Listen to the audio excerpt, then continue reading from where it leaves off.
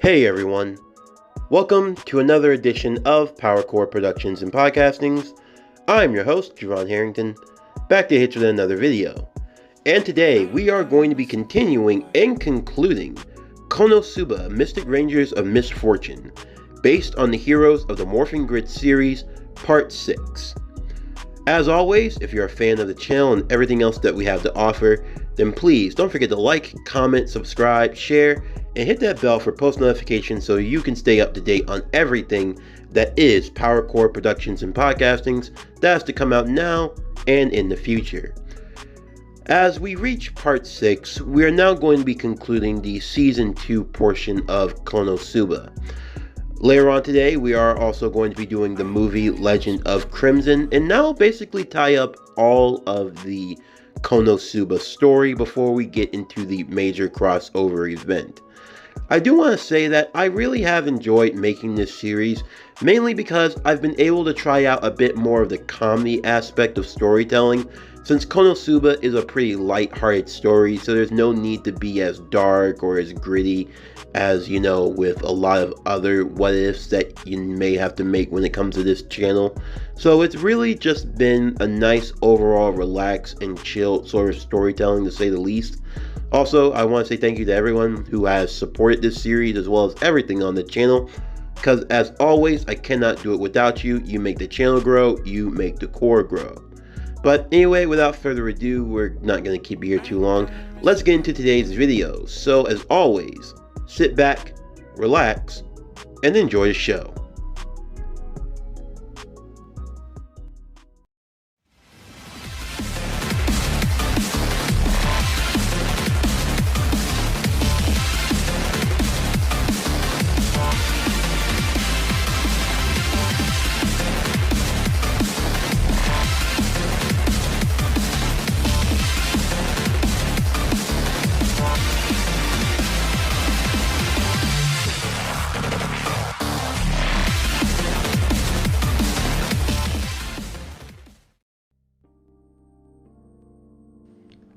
It was supposed to be a relaxing journey to the hot springs. At least, that's what Kazuma hoped it would be. But now, he was inside of the Mystic Megazord, staring down a giant, poisonous gelatin monster that was about to blow this whole place to smithereens. But how did we get here? I feel like that's a question we've been asking from the very start of this story. If you've seen Konosuba, you already know what you're dealing with this bunch of heroes. And now, I've given them ranger powers. Honest to God, what the hell have I been doing? This is what you people ask for. So, follow along as we tell the tale of Konosuba, Mystic Rangers of Misfortune. But we gotta rewind it back a little bit for us to learn how we got here. You see, it all started 2 days ago. Our heroes had arrived to Arkenretia, the city of hot springs. Kazuma, Aqua, Megumin, Darkness, Yunyun, and Wiz. Or, as you might know them now, the Mystic Force Power Rangers. Now, if you want to know how they got their powers, you'll have to watch the previous installments of this series. But to give a brief overview, the multiverse is a concept of which we know... Oh wait, hold up, wrong story. Actually no, that line pretty much applies to everything, because in a multiverse, anything can happen. And when you have someone like Aqua, who just sends any and everyone to any sort of world after they die, you're bound to have these type of mix-ups. You see, about 100 years ago, there were a group of people who had powers very similar to that of the Mystic Force Power Rangers. When they were reincarnated, she ended up sending them to this world to fight against the Devil King using their ranger powers.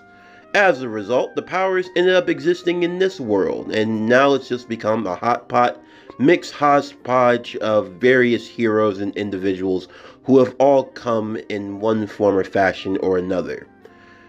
After a series of, rather untimely events, Kazuma and his friends found themselves with the Mystic Force powers, fighting against villains not only from their world, but from the Mystic Force Ranger world also.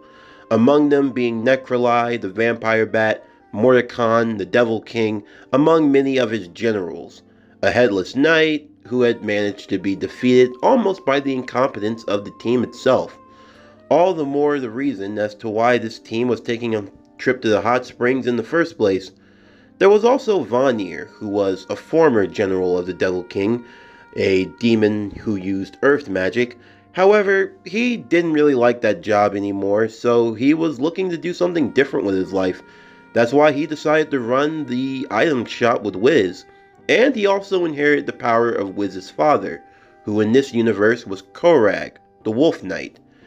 She was also the daughter of Udana, that being the good witch who was capable of using ice magic, thus explaining why Wiz was half blessed and half cursed, to say the least, although Wiz had taken to her mother's side and was the white Mystic Ranger, with her element over ice being her mastery. However, Wiz had come on this vacation mainly because she had been overworking herself, and in the words of Vanir, she was a ditzy shopkeeper to say the least. As they had arrived at Arkenretia, everything seemed to be going well for them at first. Aqua was enjoying the pleasantries of being amongst her people who actually worshipped Aqua. Kazuma, he should have known better. He should have known that things couldn't have been quite as what they seemed, because the people here of this world, well, they were truly crazy and insane. They kept trying to push their beliefs on others to the point where they tried to convert everyone that came to their city to being a worshipper of the goddess Aqua Set. And they were very much opposed to the goddess Eris. It didn't help matters though that Aqua had started her own confessional and was basically charging people to confess their sins, and she also encouraged a lot of Eris hate, especially with the mentioning of how the goddess patted her chest. For Kazuma, he just wanted peace and relaxation. He didn't come here for fights. He didn't come here for troubles or worries. In fact, he was looking forward to a very leisurely future. Thankfully, with the knowledge of the various items from his world, he was able to pretty much sell the intellectual rights for money. About 300 million Eris.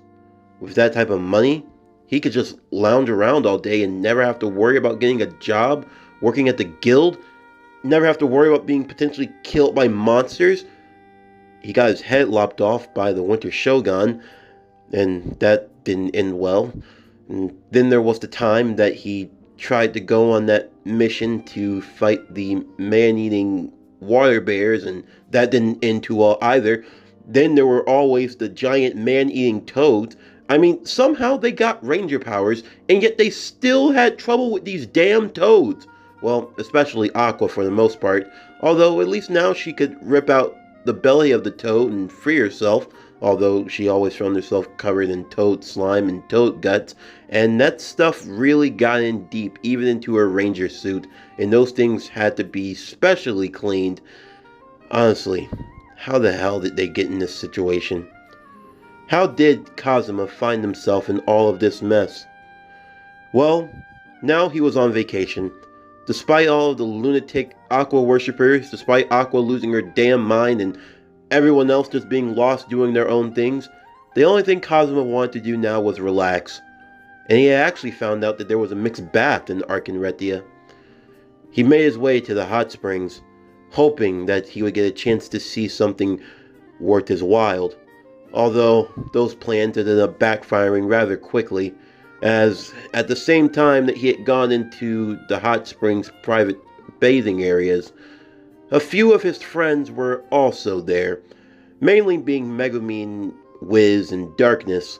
The three girls were on guard, mainly because they knew Kazuma would be lurking around, Megumin being the most anxious of them all.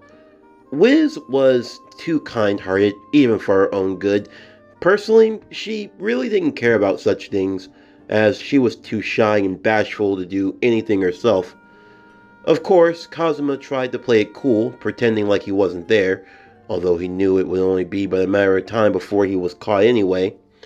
For the most part, everything seemed to be going well. Once the girls believed that Kazuma really wasn't around, they actually started to speak really nice about him. In a sense, they kind of knew that they had been taking him for granted. Of course, they were grateful to have these powers. It made them better fighters, better adventurers, and in a way, it meant that they could actually do something with their lives. Of course, they all really had to thank Wiz for this, and they couldn't help but ask her why she chose them of all people. Why were they supposed to be the Rangers? That was when Wiz would explain that, to be honest, she just liked their character. It wasn't like they were the only options she had ever had. No, there were plenty of other heroes who had come and gone from the city before they arrived, plenty of other choices that she could have made, but she always had this feeling of just knowing people who to trust. Sure, on the outside, this team could be seen as incompetent, as foolish, sometimes stupid, but they had a good heart, and they always had it where it counted. While the three girls were enjoying themselves, Yun would arrive soon after, wanting to relax also. It had been a while since she had gone back home, now being a fellow member of the Mystic Rangers team, assuming the role of the Pink Ranger. Of all of the new Rangers, Yun was probably the most adept at using her powers. Having the command over wind magic, Yun was surprisingly competent in the way that she performed in battle, fighting against various monsters and the Hideax. It was easy to see why she was chosen. Of course, this also allowed her to continue her rivalry with Megumin, the Red Ranger, the two of them always finding some competition to go at one another. As Kazuma stayed on the other side of the hot spring, he couldn't help but think about just how fortunate he was. Sure, this world was messed up. It was messed up in a lot of ways, but he had made so many friends along the way. So many things he had been able to experience and see that he never would have gotten if he had stayed shut in and been the way that he was. Yes, he was truly grateful for his friend. Kazuma stopped. As he heard someone entering into the same bath as him, he heard a voice of someone. It was rather familiar, but he wasn't sure of who it could be. But the voice, it sounded so feminine. He knew he heard it somewhere before. Oh no. It was Necroli, the vampire queen. What the hell was she doing in Arkenretia? And why was she in the same bath as Kazuma? Well, unknown to Kazuma, the signs outside had been switched around, and as such, it had become a mixed bath. Necroli had arrived in the city of Arkenretia because, unknown to the Rangers, Arkenretia was a neutral site. It was a place where heroes and villains could go and join in the bathing of the hot springs without need for fighting or combat. In fact, it was one of the few places where you could find peace on either sides of good and evil, and Necroli had come here to soak her worries away. Kazuma hid himself under the water, hoping that he wouldn't be seen. He was too far from his pants where his magic wand was, so he couldn't morph, and worst of all, if she knew he was here, he was going to die. But as he got a chance to see her, at least her face, he realized she wasn't what he thought she was. No, she was in her human form. The form she didn't take when she wasn't in her kind of sexy but just as scary monstrous bat form. She had long dark hair that she had tied into twin tails on either side of her head. It kind of gave off the same vibe of the bat wings that she had on her helmet also. As she bathed, she merely relented to the fact that her life had become so troublesome since those Rangers had shown up, especially that green one. The nerve of him to steal her panties not once but twice. Had he no shame? Since when did the Vampire Queen not get any respect? In all of her years, she had never met someone so irritating. She vowed that when she left Arkenretia, she was going to hunt him down and she was going to rip him to shreds. Or maybe she'd suck him. she'd suck 'em dry, really dry. Hearing those words, those phrasings, it caused something to stir within Kazuma. Of course, he really didn't mean for it to happen, not like this. But to make matters worse, he was losing air, and he was losing air rather quickly. Necroli's voice was recognized by the girls on the other side, and they jumped over the barricade to see what had happened. Kazuma, now under the water, found himself in even more danger, as now Darkness, Megumin, Yunyun, and Wiz were all here. Of course, outside of Wiz, the other three girls were preparing to fight immediately, not knowing why the Vampire Queen had shown up, and the Vampire Queen had no idea that the Ranger Brats would be here. However, Wiz explained that this was a neutral area, so they weren't permitted to fight. After all, it was supposed to be a place where they could relax and unwind from all of their troubles. Wiz still showing kindness for Necroli, despite the fact that the two of them were rivals to an extent. Well, not so much rivals as Kazuma would soon learn. The girls would all bathe together, although Megumin, Yunyun, and Darkness would be a bit wary of Necroli and what she could potentially do. However, Wiz was happy to see her old ally once again. But Necroli, she was just upset. She asked Wiz why she would leave the Devil King. Mordecai, everyone else, they all missed her. She was such a competent mage, even if she was a bit ditzy. You see, the truth was, Necroli and Wiz were really good friends growing up. You know, Wiz was the daughter of Korag, the Wolf Knight. Although Korag didn't end up betraying them when he went to go marry Udana and, well, had Wiz. But still, she was respected nonetheless. And out of respect for her father's old occupation, Wiz did serve the Devil King for a century or so before eventually deciding to leave and fight against him. Necroli just wished they didn't have to fight. Wiz and her were such good friends, and she really didn't want it to end. Although she didn't care for the other Rangers so much. Although, if there was one thing that almost all of them could agree on, it was, well, not liking Kazuma when he acted trashy. Of course, hearing this only hurt Kazuma's feelings even more, and ultimately, what could he possibly do? But Kazuma had another issue. He was running out of air. His final gasps of small forms of life were starting to fall from him, and eventually he had no choice but to try to sneak and come up for air once again. He had no use of his magic, nothing that could be at his disposal at the moment. And with no choice, Kazuma would find himself reaching and grasping for air, leaving all of the girls to now see that Kazuma was among them. For one moment, there was true peace and unity. Well, Yunyun turned away because she was too shy, and well, Wiz, she was more shocked than anything else to say the least. But as for Darkness, Megumin, and Necroli, well, they had another thing coming. And Kazuma learned a valuable lesson that night. Although in the meanwhile, what was happening with our blue-haired goddess? Well, Aqua was in a bit of a trouble. And by a bit of a trouble, I mean she was in a lot of trouble.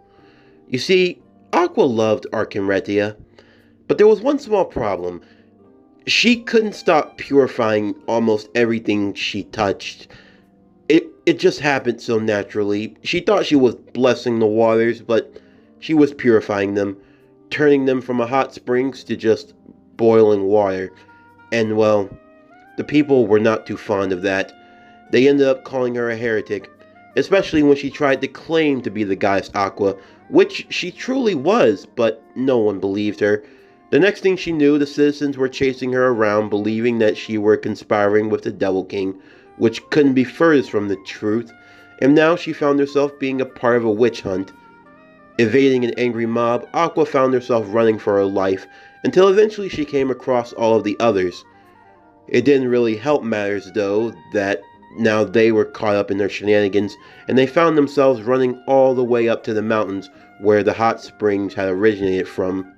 They thought that they could hide there, but the army wasn't too far behind, and they weren't sure of what they were going to do. But that was when they met another challenge. Wiz ended up meeting someone on the mountains, someone that she recognized. His name was Hans. He was one of the generals for the Devil King.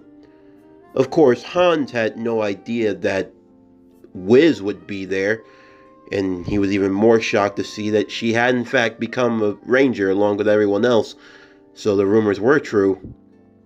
But she had to ask, what was Hans doing here? Well, Hans then had no choice but to reveal his plans. You see, Hans is a deadly poison slime, and the reason why he had come here was because he wanted to poison the water of the hot springs.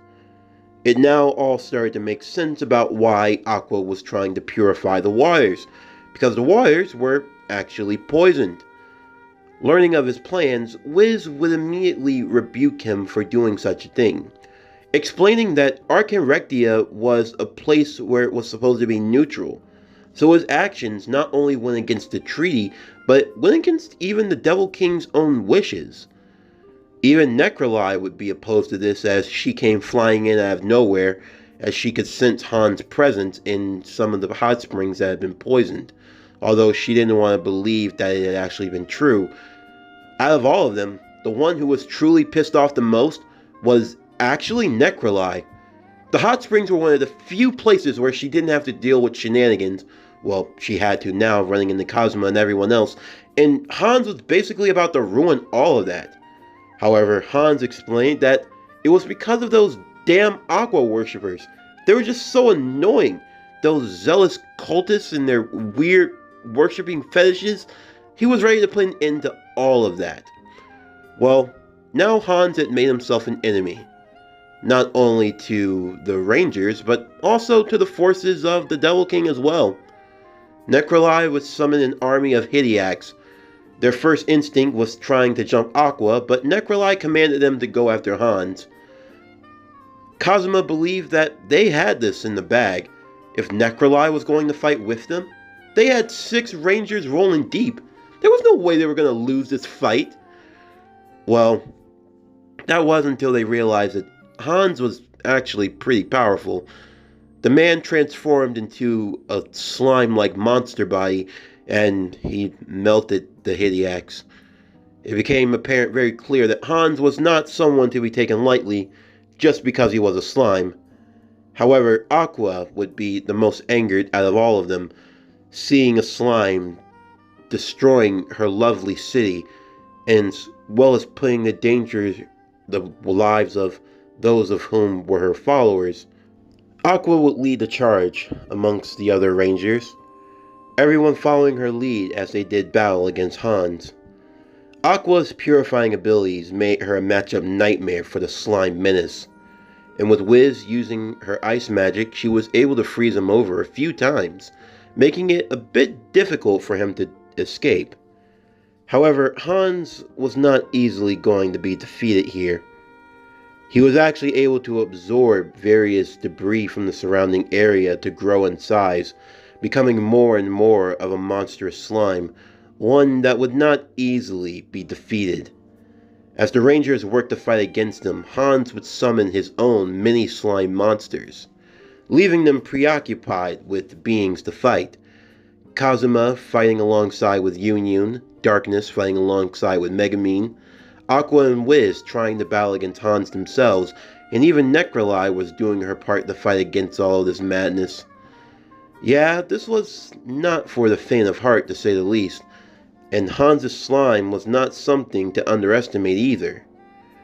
As he continued to grow and get larger and larger, before long it was starting to become apparent what he was trying to do. If he grew large enough in size, he could poison the water system to a point where it would be beyond saving. The Rangers knew they had no choice, and as such they would summon their Megazords, now having all 5 of them for the first time. They were able to combine and form the Mystic Megazord, now joining and uniting as one. All 5 Rangers sitting inside of a cauldron, they would have to use it like sort of a mech in battle.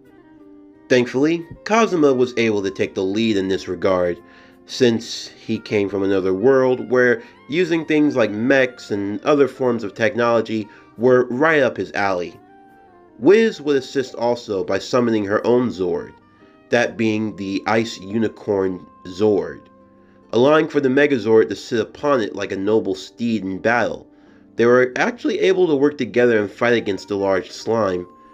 Kazuma believed if they combined all of their powers, they could use an attack that could stun Hans long enough to destroy him. Wiz suggested they use the ice cannon, and that's what they went along with. Everyone pouring in as much magic as they could, they fired up an ice beam that seemed to work to an effect, although it seemed as though they were still lacking in some power. That was until Necroli would appear next to them, giving them a bit of a boost with her own darkness magic. It was able to amplify Wiz a great deal, and in doing so, they were actually able to freeze over Hans completely. They then gave Megumine the floor. Knowing that her explosion magic would be needed, they summoned a magic staff for their Megazord, and focused and concentrated, following in the chants along with Megumine, as she launched her most powerful of explosions, the Burning Fire Nova, destroying the ice monster where it stood, and obliterating it. The battle was over, and the people were grateful for their heroes.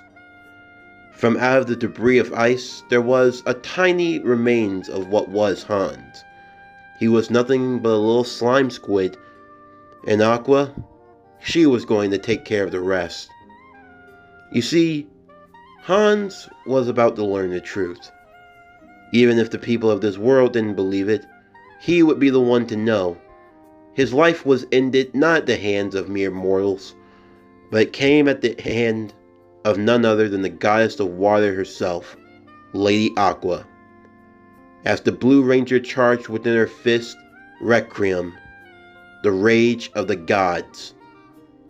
A strong wave of blue mystic energy smashed into the slime monster as he found himself being eviscerated from this world.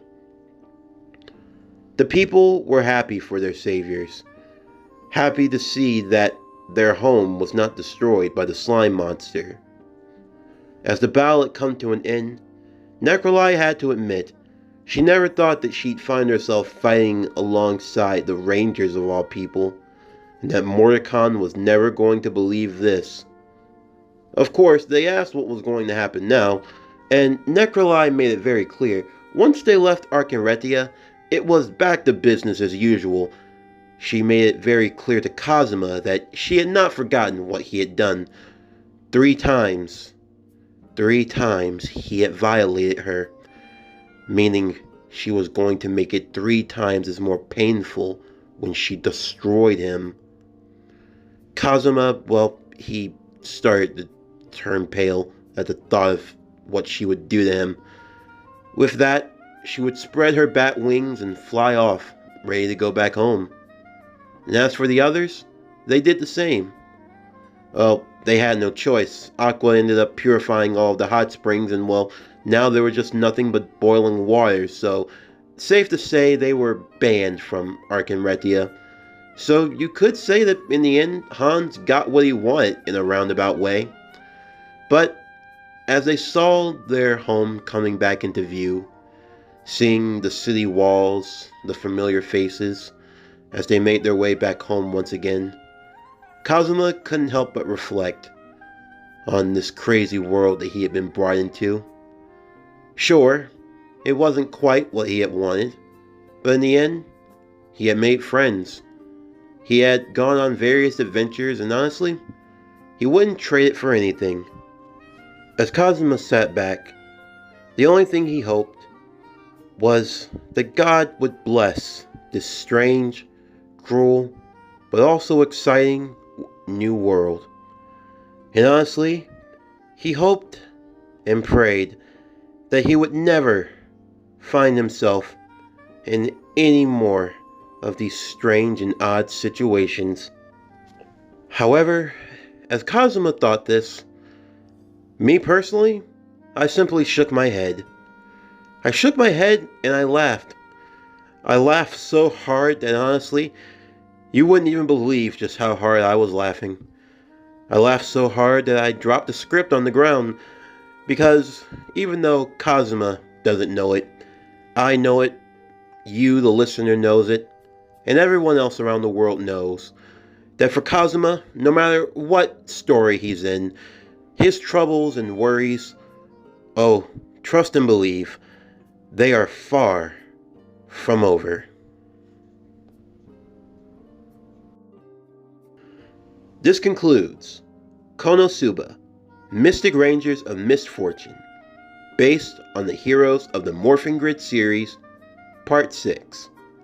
As always, if you're a fan of today's video and everything else that we have to offer, then please don't forget to like, comment, subscribe, share, and hit that bell for post notifications so you can stay up to date on everything that is PowerCore Productions and Podcasting that has to come out now and in the future.